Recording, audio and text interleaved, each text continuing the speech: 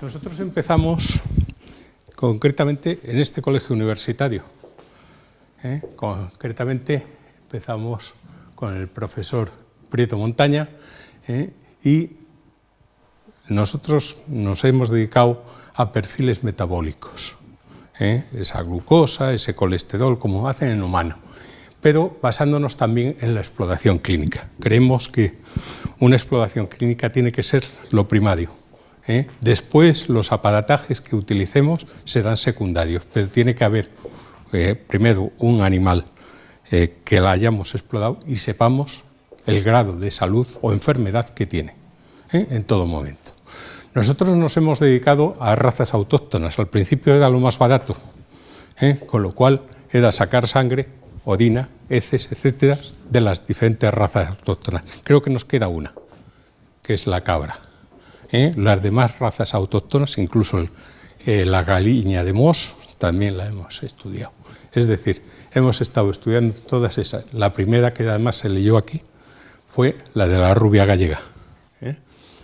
Nosotros vemos los factores de variación que hay de esas variables, de esos perfiles metabólicos, de acuerdo al estado fisiológico que esté. Pues una vaca no es lo mismo antes del parto, después del parto, durante la lactación o en el secado. Es totalmente diferente.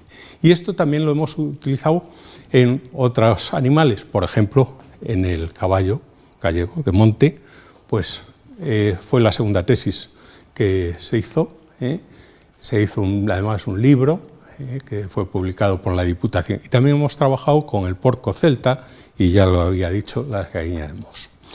Realmente nos hemos ido, digamos, formando en enfermedades en estudio metabólico, concretamente de rumiantes, tanto de la vaca, principalmente porque es lo que hay en Galicia, y también del ovino y del caprino. Nosotros tenemos un periodo en la vaca que es un periodo muy crítico, que es el periodo de transición. Los americanos dicen 21 días antes del parto y 21 días después del parto. Nosotros a veces vamos un mes y 2 meses después. ¿Por qué? Porque en ese periodo hay el 70% de las enfermedades de la vaca de producción están ahí. ¿Y cuáles son las enfermedades de la producción? Pues ahí tenemos cetosis, hipocalcemia, hipomagnesemia, acidosis, estrés oxidativo, desplazamientos de abomaso, cojeras, mamitis, infertilidad, etc. Y ahora lo que estamos haciendo es que comparamos muchas veces la enfermedad clínica de la subclínica. ¿Qué significa esto? Pues muy sencillo. La clínica tiene una sintomatología, sintomatología que es apreciada por el propio ganadero, el propio dueño, el capataz de la explotación, mientras que la subclínica no tiene sintomatología. Ahí viene el problema. Dice, ¿cómo es el problema? Pues para que se den cuenta, una enfermedad, por ejemplo, como la hipocalcemia, la enfermedad clínica en una granja buena, bien llevada, etcétera, estamos hablando de un 5%, mientras que la subclínica está entre el 45 y el 70%. Este es el problema. Entonces, nosotros es lo que estamos incidiendo muchísimo. Nosotros también hemos comprobado cómo ha actuado la prohibición del uso de antibióticos. En el 2006 se prohibieron los antibióticos, como ha dicho Dolores. ¿Y qué pasaba? Pues que había una serie de producciones, sobre todo las grandes producciones, ganado vacuno de carne, pollos, conejos, etcétera, que utilizaban antibióticos en sus dietas. Estos tenían que ser eliminados. ¿Y qué pasaba? Pues que existían unas disbiosis. En el caso de la vaca o el ternero había unas disbiosis, un crecimiento exagerado de unas microbacterias en favor de otras. Así, por ejemplo, en el rumen crecían exageradamente los streptococos y los lactobacilos. ¿Esto qué provocaba? Que se produjera muchísimo ácido láctico. Esto bajaba el pH, dejaban de comer los animales y empezaban con diarreas, una disbiosis ruminal que terminaba en una disbiosis intestinal. Para ello utilizamos extractos vegetales sustitutivos, incluso nosotros tuvimos que analizar tanto las heces, el pH, como la orina, como incluso in situ, en la propia granja, los gases, porque los gases es una cosa muy delicada y que no nos permitía trasladarla al laboratorio. Y a través de un equipo portátil podíamos hacer. ¿Qué pasa? Que tiene un coste elevado esos cartuchos. La realidad es que vamos hacia un análisis o balance energético en las producciones, en las diferentes especies, y tenemos que controlar ese balance energético. No son lo mismo una oveja que una vaca, y son totalmente distintas. Dicen, la oveja es la vaca del pobre. No, la oveja es la oveja y la vaca es la vaca. También con un balance mineral, que luego va a hablar Marta de ello. El estrés oxidativo que se produce, la ganancia de antioxidantes sobre los compuestos que van a oxidar el metabolismo, así como el equilibrio ácido-base, etc. Hemos publicado, tanto internacionalmente, pero también nacionalmente, hemos ido a publicaciones, puesto que nos interesa que nos conozcan en el ámbito cercano. Muchas veces publicamos fuera y no tiene una repercusión. En cambio, cuando publicas cerca, sí tiene una repercusión. Y los últimos dineros que hemos podido ingresar, muchas vienen de ese tema. Bueno, el futuro, ¿cómo va? Pues está cambiando. De hecho, Marta va a hablar del tema de la ecología, los animales que están explotados de forma ecológica. Mientras que nosotros hemos estudiado mucho el tema intensivo, donde hay una fortificación alimentaria muy importante, pero también el impacto ambiental cada vez es mayor. No sé si habrán visto que ahora mismo con los residuos sólidos se están haciendo camas para las vacas, se está aprovechando y el residuo líquido se está depurando. Cada día se está haciendo eso. Pero ¿cómo funcionan esas camas? No lo sabemos todavía. Ahí hay un nicho, un lecho, donde los tratamientos médicos cada vez son más complicados. Los residuos que dejan son evidentes, tanto en carne como en leche, y muchas veces no se controla. Ahora viene una cosa que es la prescripción electrónica. No se va a poder conseguir un fármaco si no tienes alguien que te lo haya prescrito. Esto es bueno. Mucha gente está en contra, como pasa siempre cuando hay un cambio. Y luego tenemos que ir a medidas preventivas o paliativas que sean a base de sustancias naturales y que no creen ningún problema dentro del organismo del animal. Por supuesto, a cada zona tendremos que adaptarnos y tendremos que ir buscando en cada zona qué alimentación es la más precisa. También es verdad que una de las cosas que intentamos es que las razas que haya, que cada vez tengan menos problemas. Esto es muy difícil en la intensificación, cada vez vemos que hay más problemas. A lo mejor hay que buscar, y a lo mejor ahí está el tema genético, buscar razas o individuos resistentes y a partir de ellos ir creando eso. La introducción de nuevas razas, le tenemos miedo a introducir cualquier nueva raza, es decir, somos muy conservadores. Yo he visto por el mundo adelante que la gente mete una raza a veces sin pensarlo. A lo mejor puede crear algún problema, pero luego el empleo de alimentos modificados todavía no estamos totalmente de acuerdo, toda la ciudadanía. Hay gente que está en contra, otros que dicen que no, que bueno, que si se utilizan de forma un poco regularizada, etc. Hay que minimizar, y en eso estoy de acuerdo con Dolores, el tema del medio ambiente, ya que en el año 90 yo estaba en Alemania y veía el tema que miraban el amoníaco y el metano en explotaciones de terneros. Y también hay que ver el tema del bienestar. El tema del bienestar nos va a pillar. Me estaba viendo lo de el doctor Cantalapiedra y espero que no se metan mucho más, pero con lo que hay por ahí me huele a mí que tiene que haber modelos sustitutivos, cada vez va a ir por ahí más la cosa.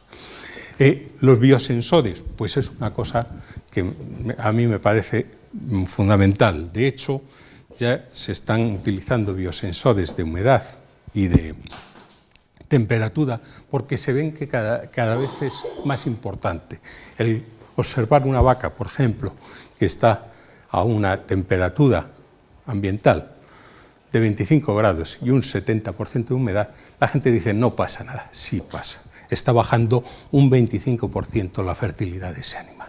Solamente con 25 grados. ¿Por qué? Porque la vaca, su temperatura son 22. Al aumentar la temperatura, el organismo sufre. También tenemos que ver si hay que alimentar, digamos así, al organismo con sustancias como antioxidantes o prebióticos o probióticos, levaduras. Muchas veces son caros y la explotación a veces no lo puede sostener porque la leche, por ejemplo, la carne están mal pagadas y entonces tenemos que ver. Y otra de las cosas que tenemos que ver es la bioseguridad. Cada vez tenemos más complicaciones para tener una explotación en un medio y que no tengamos una bioseguridad, porque una de las cosas que puede pasar es que haya zoonosis, traspaso de esa enfermedad animal hacia el hombre. A mí me da mucho miedo cuando hay recintos que están trabajando con microorganismos patógenos y que no hay una bioseguridad. Bueno, pues tenemos adelante una sobrepoblación, a ver cómo podemos buscar proteínas, ya sea pescado como he visto esta mañana, que es muy importante, pero también a veces meter alguna raza, como está el caso de estos cebús, ¿no? Y no solamente ya en Europa, sino implementarlo en otras partes, por ejemplo, de África, etcétera, donde hay esa hambruna, por ejemplo. Bueno, yo paso el testigo a doña Marta y, por supuesto, gracias a todos por haberme dejado, porque así puedo ir a la videoconferencia. Bueno. Gracias. Bueno, moitas gracias por estar aquí. Eu sinto que a verdade é que me perdín toda esta serie de presentacións por motivos profesionais, a verdade non puiden estar, me ten pesado moito, a ver se despois teño ocasión de ver algunha das presentacións. Bueno, de forma moi breve, vou a tratar de contarvos dentro do noso pequeno grupo, como introduciu José Luis, con fin de introducción, o que facemos parte do grupo en minerais, tanto elementos contaminantes como elementos traza, e se engloba, dentro das distintas liñas, metabolismo, estrategias nutricionais, patoloxías ambientais e sostenibilidade. Vou a tratar de facelo, son 5 minutiños, pero non cansarvos. Vou intentar facer unha visión cronolóxica do que estuvemos facendo nestas últimas 2 décadas, porque creo que, nos permite ver que respostas fomos buscando a determinados problemas que nos vamos atopando no noso país. Creo que axuda tamén a ver posibles colaboracións que poidamos necesitar. Comezamos o primer proxecto que tuvemos dentro deste ámbito foi un proxecto 98-99, foi a parte a miña tese doutoralia de Marta Miranda, foi onde comezou todo isto. Era un estudio realmente de biomonitorización ambiental para ver, non había estudios en Galicia en ese momento, e ver cal era o nivel de contaminación por metais pesados que nos podíamos atopar. Xa desde este primer momento buscamos, que creo que é un punto moi importante que temos que ter en conta, que estos estudos en xeral deben levar unha triple óptica, buscar ou dar respostas a problemas da saúde animal, saúde humana e calidade ambiental. Despois veremos que, noutros organismos, como os comentaré máis tarde, sigue sendo a óptica desde que se abordan estas problemáticas. One World, One Health está aí. Eu creo que iso é moi importante. O principal resultado que obtuvemos con este proxecto, vos lo mostro agora, foi, que nos levou precisamente ao seguinte proxecto de investigación, foi atopar nunha zona de Galiza, en concreto na comarca do Deza, uns niveis moi altos de cobre en gando vacuno. Nesa zona, máis do 20% dos animais presentaban niveis máis altos de 150 miligramos por kilogramo no fígado de acumulación, que iso indica a toxicidade subclínica. Nese momento, era un tema extraño, non obedecía a niveis no chan, e estudiando as variables que ali acontecían, nos demos conta que había unha densidade moi alta de porcino en intensivo. No porcino, non sei se sabedes, se utiliza o cobre como promotor de crecemento a concentracións altísimas. Más do 90% dese cobre se excreta nas feces. Se esos puríns se utilizan como fertilizantes nos pastos destinados a ganado vacuno, o ganado vacuno nese sentido é tremendamente sensible á acumulación, pois pode dar problemas de toxicidade clínica. Entón, para nós foi un achado moi importante e, de feito, marca totalmente a nosa traxectoria haber atopado esta acumulación crónica de cobre nestos animais. Dá lugar ao seguinte, non vos comentei, xa víamos tamén nese momento, nos chamou a atención que era sobre todo o gando frisón o que acumulaba sobre todo esos niveles, moi por encima de outras razas como pode ser a rubia galega. Entón, nos planteamos que podía ser ter un componente racial xa nese momento e levamos a cabo outro proxecto de investigación que era para valorar a suplementación xa en concreto en condicións de experimentación de determinadas fontes minerais na dieta. Probábamos en distintas razas distintas concentracións de cobre que nosotros lle dábamos nos piensos concentrados.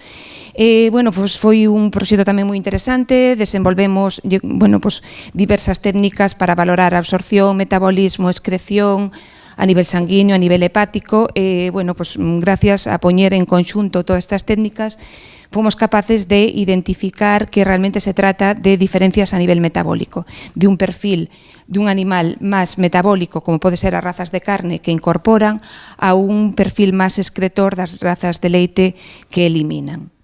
Entón, creo que iso tamén foi moi importante, nos permitiu coñecer moi ben o metabolismo destos animais, con resultados creo que importantes tamén para a comunidade científica, sobre todo no metabolismo do cobre, e tamén nos abriu nos deu pistas para despois seguir fendo outros estudios como os comentarei máis tarde. Tamén importantísimo, temos experiencia en biomarcadores. Estos animais estaban acumulando cobre no fígado, pero dunha forma, digamos, silente, hasta que chega o momento que ese fígado non pode acumular máis e, digamos, é como unha balsa dunha mina explota. Entón, é importante darse conta a tempo do que está pasando para poder resolvelo. Entonces, durante uns anos tamén estuvemos traballando en buscar marcadores que sexan temperáns, que nos permitan predecir risco, eso é de feito o obxectivo dun biomarcador, que non sexan invasivos e que tamén que os podamos facer de uso rutinario, que podamos ofrecer isto como unha ferramenta realmente aos nosos gandeiros para que sepan se están alimentando as vacas de forma correcta. Non vou entrar en detalle nestes biomarcadores, pero sí que descubrimos algún, temos potencial tamén para traballar neste sentido. A base destos proxectos de traballar no campo, tamén de traballar a nivel xa en condicións máis controladas, a nivel de granxa, sobre todo en intensivo, tamén nos fomos dando conta de que o sistema de explotación é moi importante para determinar as necesidades nutricionais e non sempre se teñen en conta cando se formulan estos pensos concentrados para os animais. Entón, tamén levamos a cabo outros proxectos onde buscábamos realmente a influencia do tipo de explotación convencional, intensiva, ecolóxica, que estaba empezando nese momento a ser importante tamén no noso entorno, sobre a acumulación de metais esenciais e contaminantes. Varias especies, traballamos tamén en porcino. Para ser breve, me vou a limitar únicamente ao vacuno, a contarvos agora. Resultados tamén moi interesantes. En convencional, realmente o aporte destos elementos ven fundamentalmente a través dos pensos concentrados que reciben, porque realmente teñen concentracións moi altas.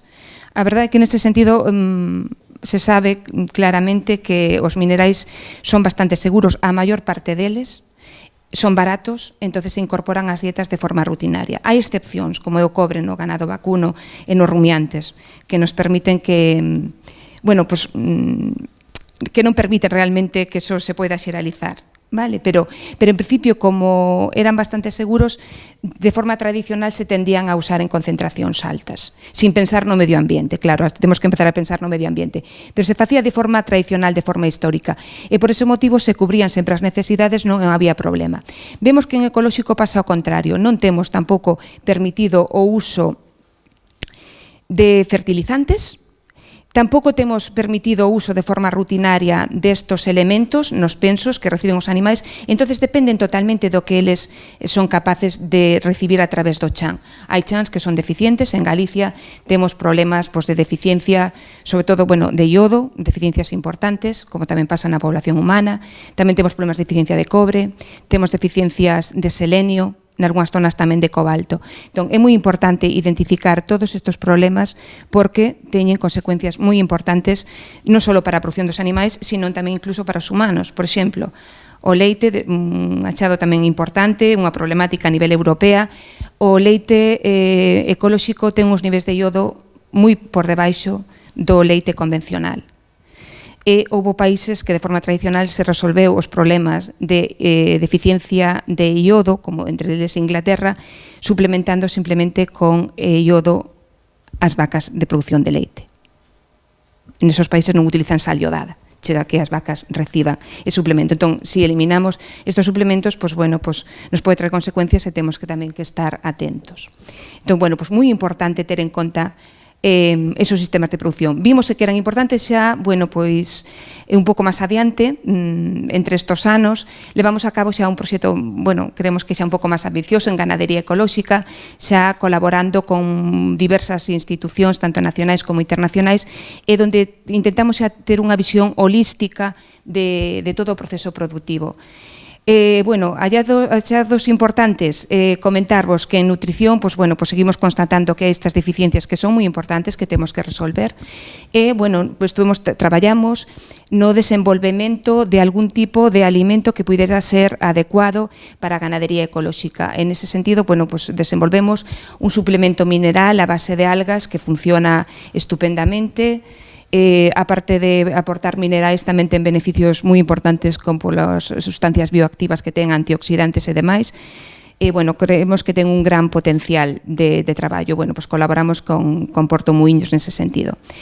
Outro achado tamén que consideramos moi importante, moi relevante para o noso grupo, foi que fomos capaces por primeira vez a nivel mundial, son así un pouco alardear, pero é a realidade, de identificar leite ecolóxica de leite convencional en base ao contido mineral. Se tiña intentado facer co perfil de ácidos grasos, pero non era posible porque non lográbamos diferenciar de leite en pastoreo. Por primeira vez fomos capaces de diferenciar leite ecolóxica de convencional con un nivel moi importante de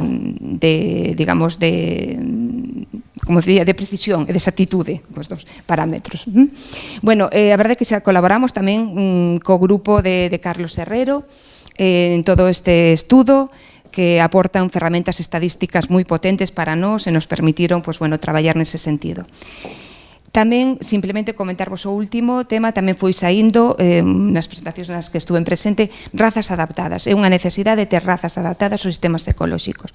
Actualmente as razas que temos son sobre todo razas que proceden de intensivo, temos o Holstein de alta produción que non se adapta ben, é como ter un Ferrari por unha pista de terra. Non é o adecuado, Entón, nese sentido, xa tamén levamos colaborando varios anos con Africor na búsqueda de animais que se poidan adaptar ben ás condicións de pastoreo dos nosos sistemas productivos. Isto foi basicamente o que levamos facendo. Isto nos permite un pouco presentarvos aquí aos distintos campos nos que nos temos experiencia, como vos fun comentando, biomonitorización, metabolismo, estudios de suplementación mineral, marcadores diagnósticos, coñecemos os sistemas de produción e dentro da ganadería ecolóxica, algas, autentificación de sistemas ou razas adaptadas. Xa para rematar, moi breve, non quero cansarvos, vou a poñer xa algún exemplo nos que nosotros colaboramos con outros grupos, tanto do campus como de outros centros de investigación neste sentido. Por exemplo, en biomonitorización ambiental, xa temos, cando se produzo o desastre do Prestige, tuvemos a oportunidade tamén de participar nun proxecto nacional, en concreto dentro de Galicia tamén na Universidade de Vigo, tamén co Instituto Balear. E, neste sentido, fomos capaces de desenvolver marcadores importantes de dano oxidativo. Me gustaría moi brevemente comentar que a mí me parece super enriquecedor traballar en grupos multidisciplinares. Foi o primer proxecto no que tuve unha oportunidade de traballar así e o descubrín e me quedou moi claro que cousas que me parecían a mí tan sencillas como enzima hepática, os meus compañeiros de toxicoloxía de Vigo ou incluso de Valencia lles parecía un mundo como se me falan a min de física cuántica. Quero decir que todos temos potencial de aportar. E, por exemplo, os veterinarios, o diagnóstico é unha ferramenta para min super útil. Temos esa visión de ter que resolver problemas. Entonces, pues bueno, creo que nós como veterinarios aportamos eso. Obviamente, eu me enriquezco das ferramentas dos enxeñeiros, dos químicos, dos farmacéuticos, etc. Bueno, para min é sempre super gratificante. Perdón por este incisito, pero bueno, creo que é moi importante nunha rede como esta ter isto en mente. Bueno, moi rápido xa comentarvos, tamén temos outro proxecto, estamos finalizando agora en Brasil, para valorar a contaminación das minas de ouro por metilmercurio no medio acuático, en peixes para consumo humano, tamén con resultados moi interesantes que estamos agora comezando a publicar. Tamén en Brasil estamos levando agora outro proxecto de establecer modelos de contaminación de metales tóxicos esenciales en zonas gandeiras. Veces, bueno, pues aquí o tipo de bovinos é diferente co que traballamos aquí. Dentro de metabolismo mineral, tamén un tema que o mellor susceptible de establecer colaboración, no que estamos traballando é na hepatite crónica en cans asociados a unha acumulación excesiva de cobre. Igual que pasaba no ganado vacuno, tamén hai determinadas razas que non poden eliminar este cobre de forma adecuada a nivel biliar e o acumulan, e iso dá lugar a unha patoloxía hepática. Detrás de moitas destas patoloxías hepáticas das nosas mascotas está este problema. Hai algunhas razas identificadas, se están identificando máis, e é unha liña na que estamos traballando. Tamén traballamos co Centro Tecnolóxico da Carne en Ourense en cuanto a ver perfiles minerais en tipos de cortes de carne. Tamén moi importante, vimos que acumulaban distintos minerais en función do metabolismo do animal, en ese sentido, ver se o solomillo é mellor para unha persoa que quere ter niveles de selenio altos ou a tapa, por exemplo, de forma resumidita. Tamén seguimos traballando cos sistemas de explotación, neste caso nos enriquecemos da experiencia que teñen en Argentina, porque xa teñen os sistemas traballando de forma histórica, ganadería sustentable, interacción xenética medio ambiente, importantísimo. E, finalmente, bueno, pues destacar que temos, gracias tamén a esta rede, temos un pequeno proxecto con Carlos Herrero, no que estamos intentando desenvolver técnicas marcadores con nanotubos tamén para determinación e para medición de elementos contaminantes. Bueno, este é un pouco o campo onde podemos traballar, espero que, bueno, volvo un momento hacia atrás, que estos ocos que hai por aquí libres, que pronto os podamos encher e incluso minimizar para seguir expandendo este posible vía de colaboración. Finalmente, comentarvos que tamén intentamos transferir estes resultados.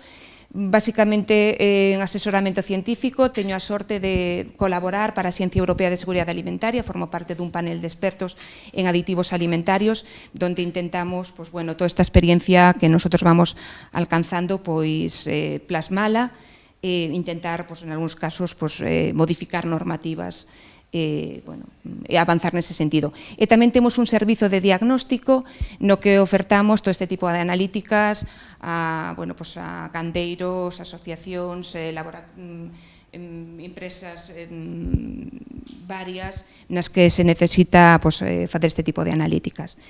E, moitas gracias. Preguntas, suxestións, comentarios, ideas tamén son super benvidas.